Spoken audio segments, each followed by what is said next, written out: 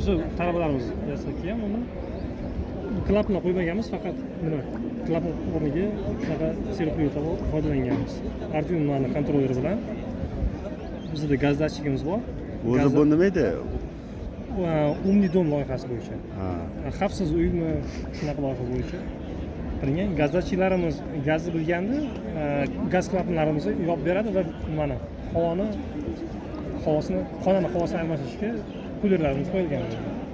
Kuler o'rniga qanaqadir ventilyatsiya ishlab ketib qoladi.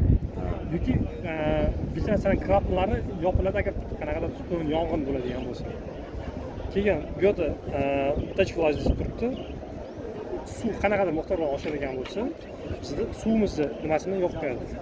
Xonadonga suvni blok qiladi, klapan yopiladi, bo'ldi. Suv o'chadi. Qachon yog'ini quritmasa ham nima deydi? Suvni to'xtatib qo'yadi klapanni.